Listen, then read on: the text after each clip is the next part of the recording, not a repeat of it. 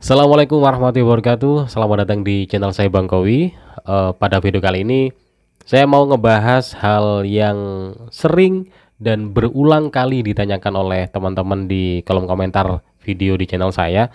Yang mana pertanyaannya itu sama semua pada intinya, dan secara kesimpulan bisa saya simpulkan bahwa teman-teman ini mungkin termasuk juga teman-teman yang sedang nonton, sedang bergejolak batinnya, sedang was-was, sedang ragu di tahap pemberkasan ini, karena kan memang seleksinya masih belum berakhir ya, dan ini juga masih belum final.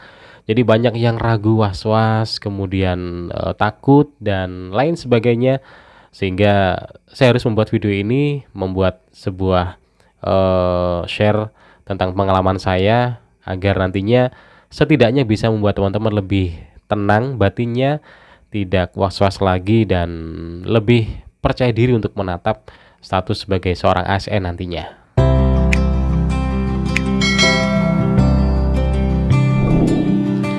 Oke, langsung aja ya teman-teman. Jadi perihal perasaan yang sekarang teman-teman rasakan, bagi teman-teman yang sudah dinyatakan lolos di seleksi kemarin dan sekarang sedang menanti masa pemberkasan, sebenarnya yang teman-teman rasakan itu juga saya rasakan dan teman-teman saya rasakan di angkatan saya.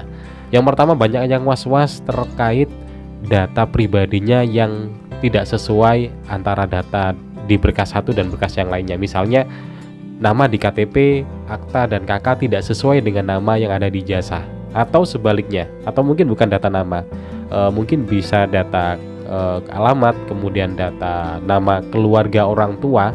Itu banyak yang komen, gimana sih kalau ada perbedaan seperti ini? Nah, akan saya jawab secara langsung di sini, yang semoga bisa mewakili semua pertanyaan dari teman-teman ya. Satu kuncinya, bahwa data yang paling diutamakan adalah data primer. Jadi selama data primer teman-teman, data primer itu data pribadi pelamar ya. Jadi kayak nama, kemudian alamat itu sudah aman, dan ada data sekunder yang tidak sesuai, misalnya nama orang tua yang berbeda, nama ibu, nama ayah yang berbeda misalnya, atau tanggal lahir beliau-beliau, itu masih aman, masih nggak masalah teman-teman. Jadi nggak usah khawatir ya. Nah, pertanyaannya, kalau misalnya data primer yang memiliki keberbedaan bagaimana? Jadi begini, perbedaan ini memang terjadi di luar kesadaran kita ya. Misalnya yang paling sering adalah nama kita dan ijazah itu sering sekali berbeda di penulisan. Misal nama saya itu dulunya yang benar adalah Muhammad, tapi di ijazah ditulis Moh titik gitu, jadi disingkat, nggak lengkap Muhammad. Itu membuat kita galau di pemberkasan ini, karena khawatirnya itu menyebabkan TMS ya kan, khawatir menyebabkan TMS dan ya membuat kita resah. Intinya gini teman-teman, data seperti hal demikian itu masih bisa dimaklumi selama NIK kita itu beres. Artinya di pendaftaran kita kan menggunakan acuan NIK ya, nomor induk kependudukan. Di situ sudah langsung otomatis tersinkron dengan data, karena kita menggunakan elektronik KTP ya. Jadi KTP kan sudah sistemnya digital, sudah terekam di capil secara digital, dan juga kita ketika memasukkan NIK itu sudah otomatis muncul. Ketika ada nama yang berbeda nggak apa-apa ya, misalnya ada instruksi kita isi kolomnya harus sesuai dengan ijazah, padahal ijazah nama kita itu beda dengan di KTP, ya nggak apa-apa, kita tulis saja yang ada di ijazah, nggak masalah gitu ya. Nanti kalau ada perbedaan, insya Allah masih bisa dimaklumi. Nah, sekarang pertanyaannya, apakah kita harus mengubah data kita dulu untuk pemberkasan ini agar sesuai? Saya bisa memberikan dua jawaban. Yang pertama, kalau waktunya cukup bisa diubah. Saya dulu merasa waktunya cukup, jadi saya ubah data saya samakan semuanya. Nah, di sini saya memilih yang saya ubah adalah data saya di KTP dan akta dan juga KK. Kenapa? Karena data di hal-hal tersebut itu mudah untuk dilakukan. Kita tinggal datang ke capil, kita melakukan perubahan, beres. Kalau ijazah itu susah. Kalau nanti kita ngubah, belum tentu nanti kita dapat ijazahnya. Biasanya kita dapat surat keterangan gitu aja. Jadi ya saya akhirnya dengan pertimbangan tersebut, saya memilih mengubah KTP aja, walaupun KTP yang bener, tapi ya ini semua demi berkas ya. Akhirnya saya mengalah dan memilih sesuai dengan ijazah. Itu opsi yang pertama kalau ada waktu silakan diubah.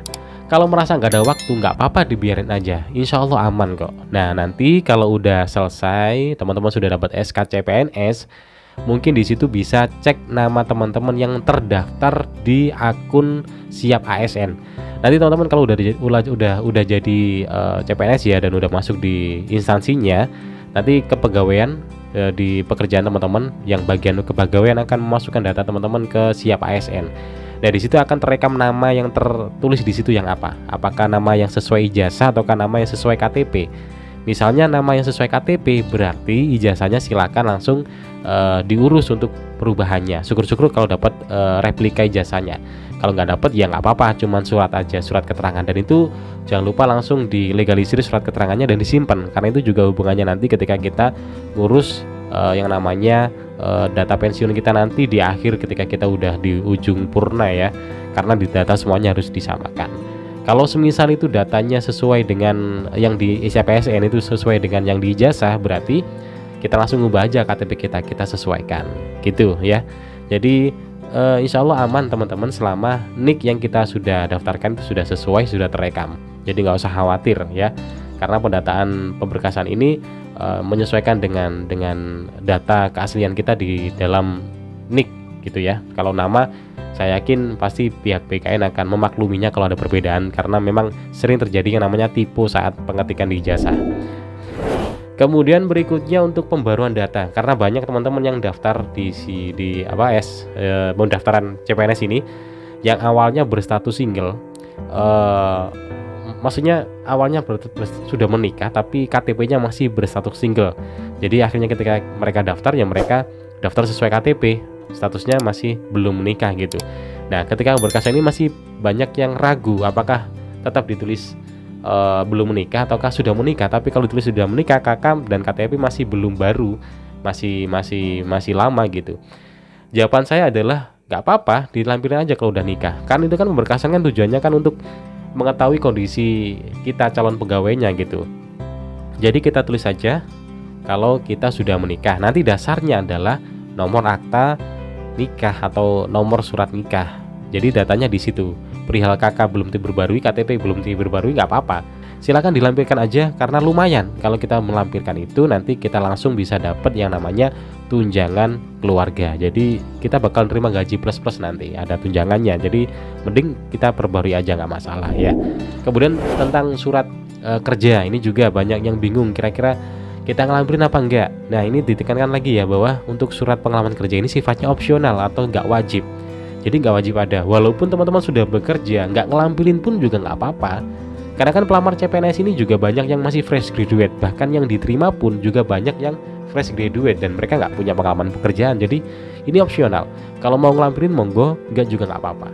Nah, ini banyak yang bingung, kira-kira kalau ngelampirin itu ditulis tanggal resign-nya gimana? Karena kan di pekerjaannya itu ada yang memperbolehkan silakan bekerja terus sampai nerima SK. Tapi ketika harus ngupload pemberkasan kan waktunya beda kan. Masa ditulis sampai sekarang pekerjaannya, kan harus ditulis harus dinyatakan berhenti di situ ya.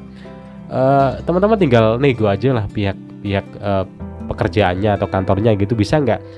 Saya memang sudah diizinkan berhenti ketika sudah terima SK, tapi ini harus ngupload yang namanya surat pengalaman pekerjaan yang harus tertulis sudah berhenti. Jadi boleh nggak secara tersurat itu ditulis sudah berhenti di tanggal sekian, tapi secara realitanya tetap bekerja sampai nanti terima SK. Monggo bisa diatur dengan bosnya. Mudah-mudahan bosnya juga orang yang baik dan orang yang enakan ya. Jadi pada intinya teman-teman, hal kekhawatiran yang teman-teman rasakan itu juga saya rasakan dan teman-teman semua rasakan. Dinikmati aja lah prosesnya, dan saya yakin itu adalah gejolak yang lumrah terjadi dan memang harus terjadi, karena biar nanti ketika kita dapat SK itu rasanya lebih wah, lebih spesial gitu, karena kan kita sudah merasakan yang namanya gejolak batin, merasa kayak perang jatuh bangun dan lain sebagainya, dan akhirnya endingnya kita bisa merasa sangat lega banget. Jadi nikmati aja setiap prosesnya, nikmati aja gejolak perasaan yang dirasakan. Insya Allah pasti akan indah pada waktunya. Terima kasih, cukup itu yang bisa saya bahas, yang bisa saya berikan untuk lebih menenangkan teman-teman. Kalau ada pertanyaan silahkan ditanyakan. Kita jumpa lagi di video berikutnya.